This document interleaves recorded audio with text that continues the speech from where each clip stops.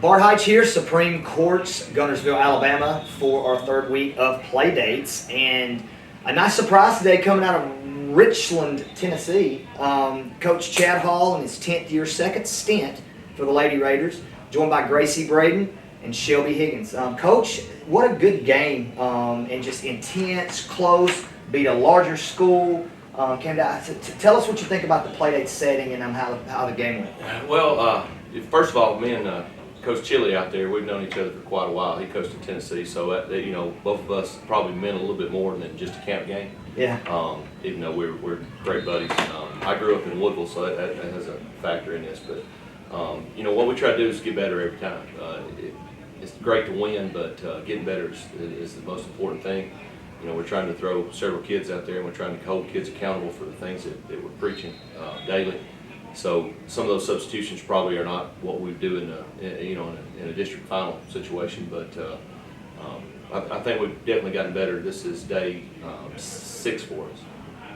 So, Gracie, Shelby, if you will, in your own words, first of all, I'd like to hear from the point guard. It's going to make it didn't play today, coming off a couple of knee injuries, but just talk about like the calmness that Coach gives y'all, like when you hear his voice. Because I noticed a lot of times, even though you weren't out there, you're looking. I mean, it is. It's like it is loud, but it's a calmness, and like y'all pay attention. Just talk about a little bit about the way he coaches y'all, how tough it is, but how good it is. It is tough, I'll say. It's hard during the game when you make a mistake and he's yelling at you to look at it as he's yelling at you because he knows you can do better. But I'd say I try to focus on like he's telling me something, try not to hear how he's telling me, but try to focus on like he's telling me to do it better than what I could do. And he knows I could do better too, so I try to look at it from that perspective. Perfect perspective. I just take what he's yelling at us and put it into play. Like, some people think that whenever he yells at us it's mean, and it's really not. It's just his way of coaching.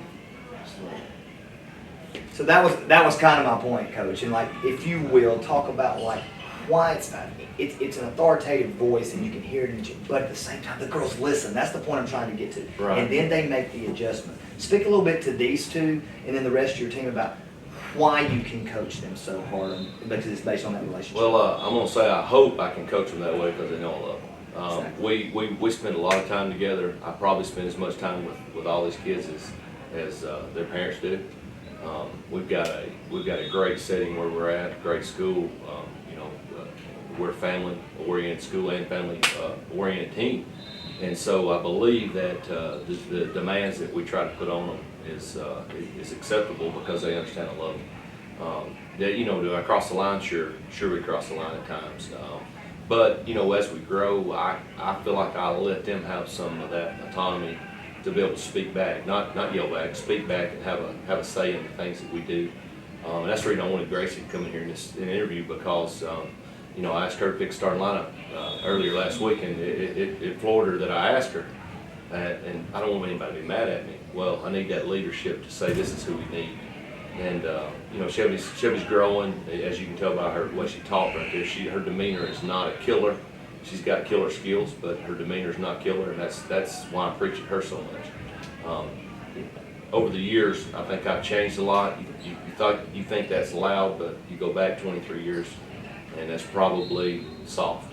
And I've had some teams that were really good over the years that changed me, and some for the good, some for the bad. But that is what we are.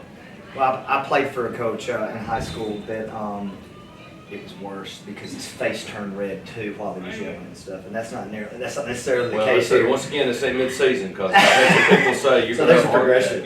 You're not in game right. mid-season form. All right, Gracie, let's talk about the injuries.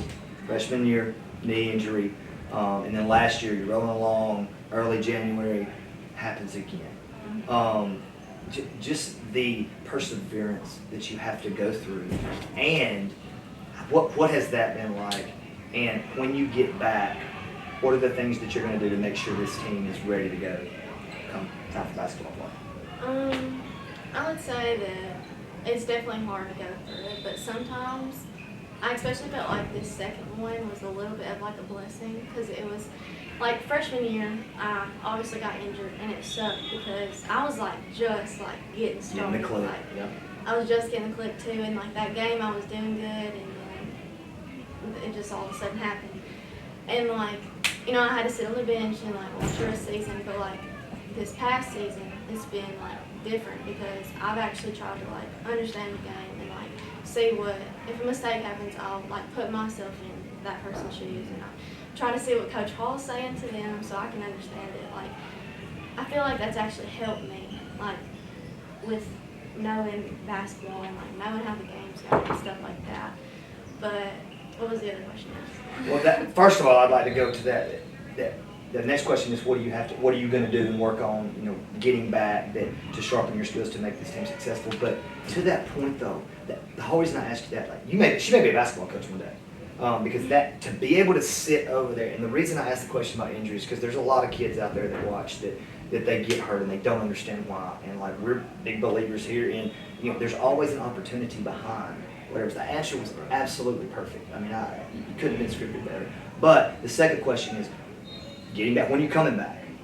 Well, I go back in July, and I play with like my AU team, but we kind of talked about me just taking off this summer so I can be good for like this season and like working out my muscles and stuff, and like that's what I want to do because I don't have another injury, obviously. But when I come back, like I kind of just want to like.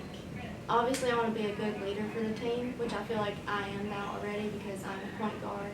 But I want to be able, I feel like we need to play better, obviously as a team, but I feel like we need to play better control.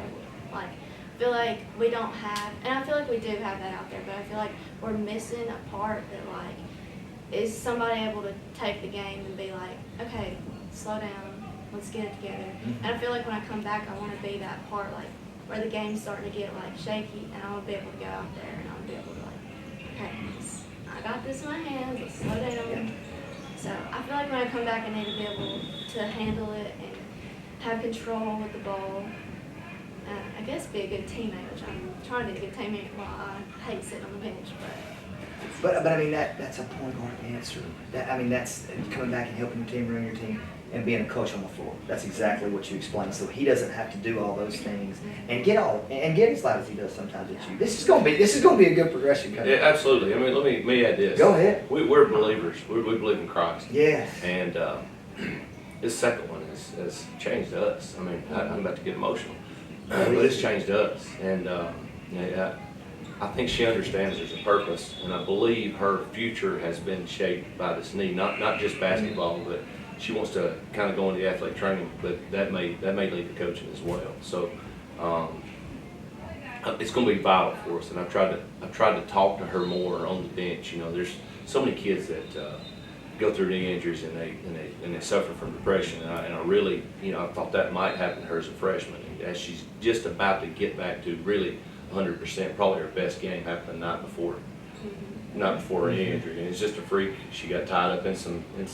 You know, wasn't ACL, once again, it's just a kneecap. So, you know, good Lord knows what He's doing. He's got a purpose for us, and we grew a lot last year. Maybe not as much as you saw in the court, but we grew inside tremendously. Well, this thing is not set up like a lot of people think. This world's not set up. I mean, there are things that are going to happen to us. It's all about restoration. It's all about what you're going to do with what the Lord has allowed to happen. And so you stay with it because you're growing. When those tears start coming, when it's emotional, that's a powerful thing and a good thing. All right, Logo. I know you've been sitting there a minute. So there's a court here at Supreme Court. It's a Florida court. It's the national championship court from like 06 or 07. And I don't think it's the one that I played on, but the deepest shot I ever took in college and made was at Florida. This young lady today, I think she made 2 of them from deeper. One of them was from the green part of the mouth at the Logo, which is really deep, about 31 feet. All right, Shelby, is it just a feel? I mean, do you get 500 shots a day in? I mean, that you can't teach that type of range. Because when you're shooting these deep shots, I'm like, oh man, she's about to get taken out. And Coach is like, here it goes, going in. But talk about your range a little bit and just how you've become such a deadly shooter.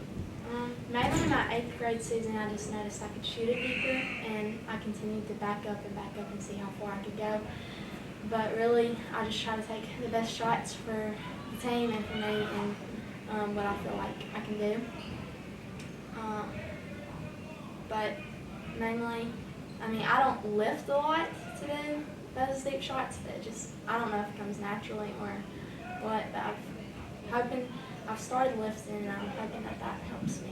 It will help, but to me, one of the things that always made me, that I was able to shoot deeper, is the reps. Just so many reps, so many tired reps, but tired game reps. All of those just stepping back, whether it's 15 feet, whether it's a shot fake, 2 dribble, what have you.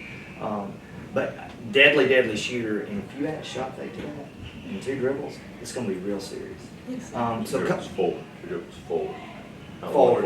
Yeah, got it, Coach. Attention to detail. All right, so this season, we were talking earlier, you do have a really good team with a really good player in your district. Right. So what is the expectation? If you could go in this season and say, here's what I want our girls to do, here's what we have to do, Right. What does that look like? I believe going into our season, if we get to our ceiling, we're looking at giving that number 1 team, Wayne County in our district, a run for their money. You know, they're better than us right now. They're stronger kids than us. They're a little older than us all the way around the board. Their point guard is not just a handler, but she's a really good shooter as well. She plays at a high level. And their post player is, she's grabbing the rim as a rising sophomore. And this is small school basketball we're talking about. So Wayne County's got a tremendous tradition. They just finished the runner-up in Class A this past year, Tennessee. We feel like we played them yesterday in a camp game, and there were some great minutes where we really fought them, and then they're just stronger than us. We got to have more mental perseverance is what we're talking about. And you know, time and score situations, so it don't become 1 possession turn into 6 points. You know, we miss a bunny and they bury 2, so it really turns into 8 points or something like that. So, you know, our expectation is that we definitely got to get better as far as defensive toughness. We've got to rebound the ball solid. But I believe if all those things happen, it'll come down to that night. Did we make as many shots, or did we get to the free throw line as much? Which we're a little shy of right now. We like to veer away from not just Shelby, but we like to veer away from that contact at 2 to 4 foot. Big Ann won in that last game at a crucial time. Where yesterday I know we missed 3 of those. You know, we didn't. We shied and missed all 3 of those. So you know, that's what summer's about: figuring out who's the toughest at the right time, putting your kids in the best slots, and hopefully giving these kids the best chance to win. Yeah, I love to win, but it's not me that's winning, it's them. Coach, it's been a joy just watching your team, but just watching the interaction of the relationship that you have with the kids, hearing them talk and just going through adversity, coming up with a season with a point guard that's like itching to play, and a shooter that's obviously, as we saw, ready to roll. Good luck the rest. I'm sorry, and as you saw, the point guard that we're using today is going to be a we might have a 2-point guard system. I don't know if any coach ever ran that, but in my mind, we need both of them on the court and at the same time. And, we've experimented a little with the dribble drive and failed, but I believe it's made us better, especially in that situation. But appreciate you having us in here, and this is great for us. We're going to keep an eye on you guys a little bit north of the border here in Northeast Alabama. Thanks. Thank you.